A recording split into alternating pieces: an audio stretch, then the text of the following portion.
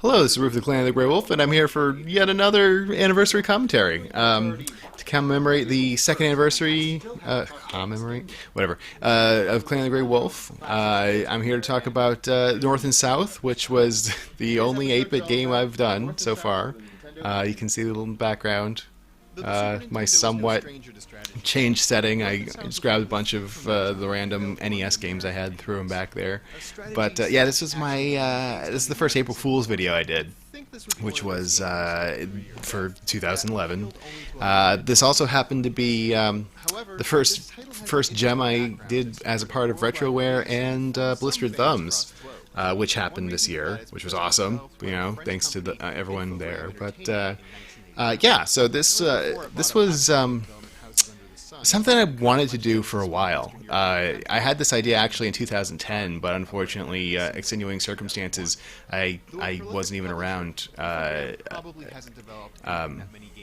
to do this, to do a gem for April Fool's Day, so I had to wait another year. I had a family member in the hospital, but right, neither here nor there. The point is that I had the idea to do an 8-bit game for a while, and I figured, hey, April Fool's Day would be a great reason for me to do it. I was kind of toying with the idea of doing a Dragon Warrior game, because I just love that series so much, and no one's played anything past the first one, really, in America. But the other thing would be to do North and South, because this is by far one of the most looked over NES games I ever played, and I love it. I can still play this game today and have quite a bit. The interesting thing here is that when I was doing the research, I had no clue that it was based off of a Belgian comic. Who in the hell would think that? Or gather that information just by looking at it. But regardless, that was a little interesting, I thought. So yeah, so I decided to do North and South. I mean, every few years I pull this out and I play it. I convinced, or I'm forced some of my roommates in college to play this two-player with me, because I enjoy it that much. Watson, is that a dated joke? I think it kind of is by now, which is kind of sad. But anyway, so yeah, I was actually talking to Pat the NES Punk about this before I did it, and he was like, he didn't really get mad, but he was like, "Oh, what are you doing? You're doing an 8-bit game. I was gonna do North and South." He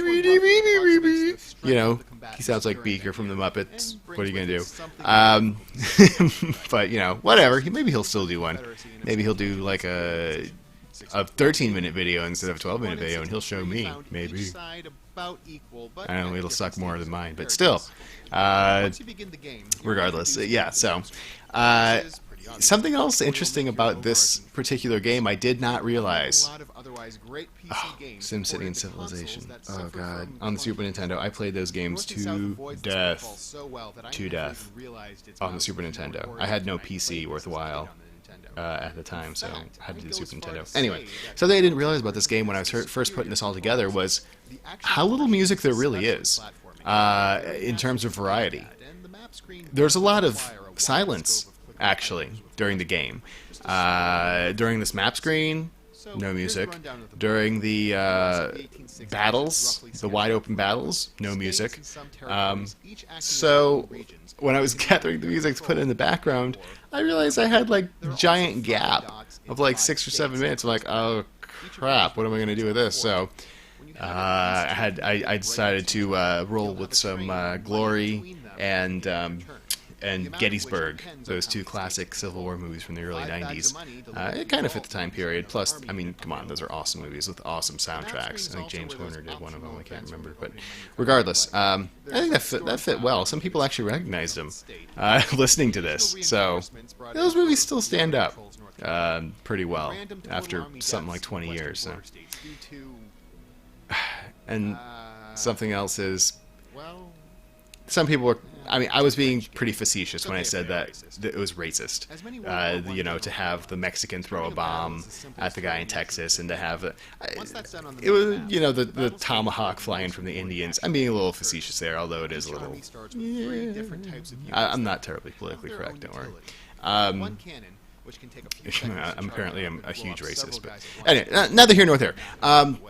So, uh, yeah, so the putting all this together was actually pretty fun.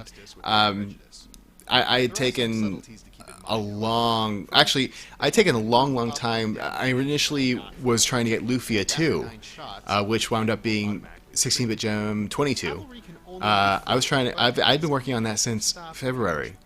That is a long freaking game, and it took forever to put together. So much so that a couple of weeks before April Fool's Day, I was like, I'm not gonna get this done first.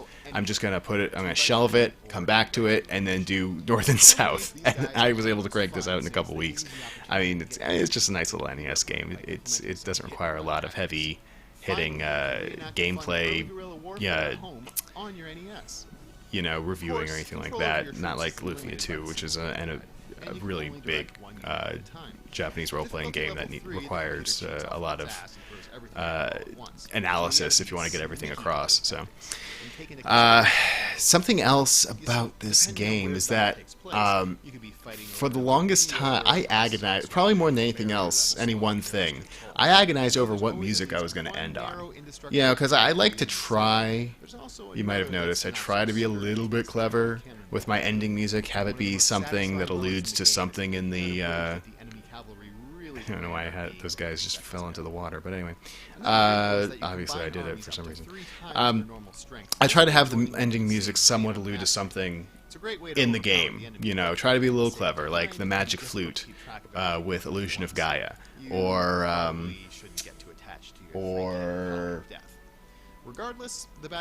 sure I have other things, other examples. I just can't think of any right now. So I was thinking, like, it'd be awesome, since this is a French game, what if I could find, like, a French version of Dixie? Wow, that'd be cool. Really hard to find, but cool. And sure enough, I can't find it anywhere. It's not terribly surprising that there's no French people singing Dixie, because why would they? And so I was like, what the hell am I going to do for this music? And I thought, and April Fool's Day was coming up, and I was like, what?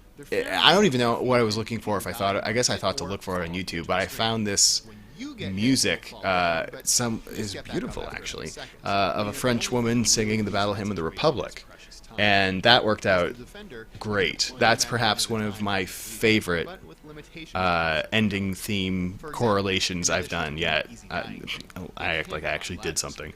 I didn't sing it, but I'm just so proud of myself. I'm like the stuff for finding that. And anyway, it's just that was the most harrowing part of this video for me, putting it all together. But the things that you do for the craft. Something, this game, North and South, is just, this is just pure fun on a stick. I mean, it's something that, it's so simple. Really, a game shouldn't take more than 15 minutes, honestly. If you're taking more than 15 minutes, you're doing something wrong. But it's just simple, good, clean, Civil War fun. And it's all right. It's more than all right. It's pretty good by when you're playing by yourself. It is almost infinitely replayable with another person. Like I said, I was roping my college roommate, or suite mate really, into playing this with me as much as I possibly could. And yeah, I think he enjoyed it all right. It's kind of hard to tell, behind all the tears, but he's a big boy. He'll get over it. So for future, the reaction I got to this was pretty. Something else is that people, I don't think. Maybe I just wasn't clear enough as to what the purpose of the April Fool's joke was. Like, they're like, wait, are you saying this is a bad game and that's the joke, or what? And I was like, no, I really do still think this is a great game. It's just 8 bits versus 16 bits. See, that's the funny. Anyway, so just to be clear, yes, in case you couldn't tell yet by my blathering for the past 10 minutes or so, I do really love this game. But it also brought up an interesting, kind of little blind discussion in the comments on YouTube and on the website, in the forums, about would people like to see this more? You know, not just 16-bit games. And I'm not going to be branching out and doing 8-bit gems regularly anytime soon. I think Pat would just cut my head off if I did that. But there's an April Fool's Day every year. I certainly have ideas for 8-bit, 32-bit games that I could do. And I never played this PC version, but it does look really good, doesn't it? Also, that hat, that's my wife's hat. She has a Confederate hat. I have a Yankee hat because I was born in the North and she was born in the South. So I just couldn't freaking find it. Got it at Gettysburg, which is an amazing place to visit, by the way. It's also where I got that shirt, surprisingly enough. But and there's my Star Tropics and my Nintendo games back there. Yeah. Oh, I even had my Zelda poster left over from the. This music. There's the music.